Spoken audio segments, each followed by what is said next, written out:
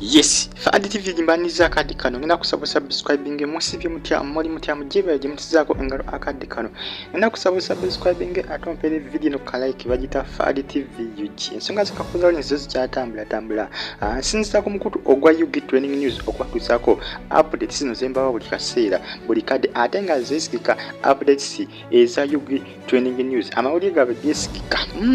esa nolo kitifana kitambu efana bitambuzibwa eranga bino bwe kubifanya ebiraga restaurant ya Kakooza Lawrence jaina mu ggwanga lya UK. Jukira Kakooza Lawrence abadde munansi wa ggwanga lya UK bannange. Abadde mu ggwanga lya UK nga yafunayo obutuuze nga yafuuka munansi w'eggwanga eryo.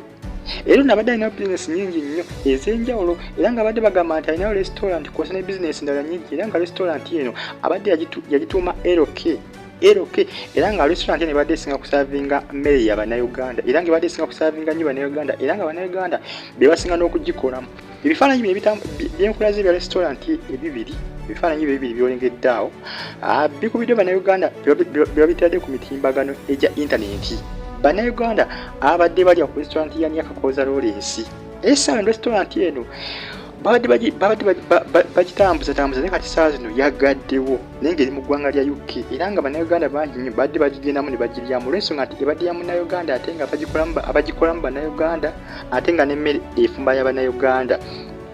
Ebifaananyi bino bitambuzibwa nnyo ku mukutu ogwa UG Training News. UG Training News website zemu ku website ezikyasinze okufulumya amawulire agesikika. Ndowooza olenga restaurant bagamba nti restaurant ya Kakooza Lawrence era nga ebadde esinga kufumba mmere y'Abannayuganda era nga bimu ku byobugagga bya Kakooza Lawrence byalina mu ggwanga lya UK. Musajja abadde nagaga era Kakooza Lawrence nga tafudde. Yongo basajja badde bagenda okwogerwako wano mu ggwanga Uganda abalina ebintu wano mu ggwanga Uganda kw'ossa n'ebweru waayo abadde agenda kubeera nga olaba lwakuba Kakooza Lawrence abadde agenda kusinga ku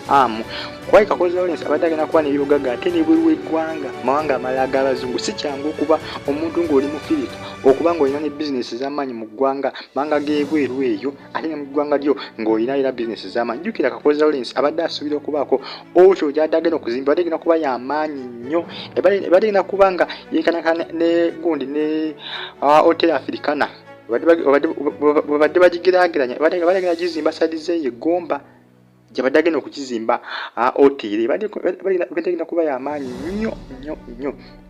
nibambi tebisobose olw'ensonga nti kati yafuuse eddamu mufune nga eno bemu ku bifaananyi ebiraga restaurant ye esangibwa mu ggwanga lya UK mu ggwanga lya UK yatabu nnyo baaba ebadde esinga kufumba mmere y'abannansi ebadde esinga kufumba mmere yaffe nga ffe Bannayuganda tusinga okuwoomerwa era nga n'abakozi abakolamu nga Bannayuganda. Bagamba nti restaurant eno Kakooza Lawrence yagizimba mu mwaka gwa 2020 mu 2020 we yagizimbira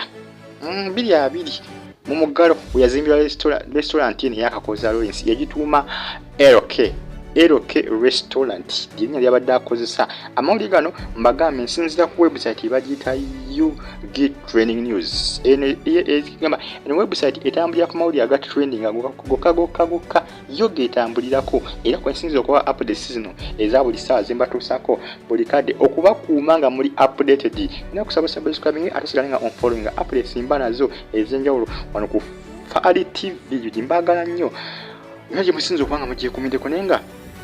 kirabika byebimu ku ebyo ebyasiiza Kakooza Lawrence okutuuka okumutta mukazi we gwe bayita Nabwami Justin ayagala kubeera mu kintu nga yafuga bino ebintu byonna okuli restaurant ya Kakooza Lawrence ne bizinesi nyingi nnyo eziri mu ggwanga lya UK lwakuba ffe ezimu tetuzimanyi era nga ebimu bigenda kuba bivaayo mpolampola kati restaurant yino ebifaananyi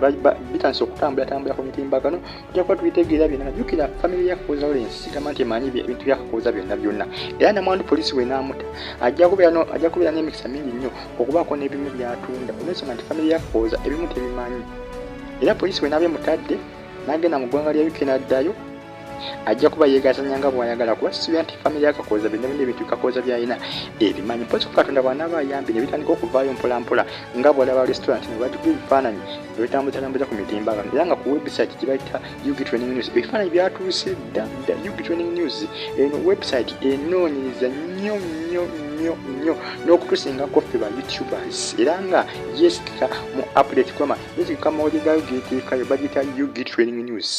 nina kusaba subscribing ate ompere video no like. Restaurant ya Kakooza eri mu ggwanga lya UK yenyirira bambi omusajja abadde bambi akoze sente zinaye maama okufa kuno n'obutemu buno abantu abamusse bane Katonda ayitaga ababoneezi mu mbonerezo eri enkambwe mu mbonerezo eri awatali kubasa stadi nakamu nensi nga omusajja abadde akulaakulanye omusajja abadde wa tabu nnyo mukugambye mu myaka egijja ng'esatu mu maaso abadde agenda kubeera nga olaba amu ate amu abadde agenda kumusinga nako hamu Kiggundu abadde agenda kumusinga kuba ate abadde agenda kuba n'ebibugagga wano mu ggwanga Uganda kw'ossa n'ebweru waayo kwegamba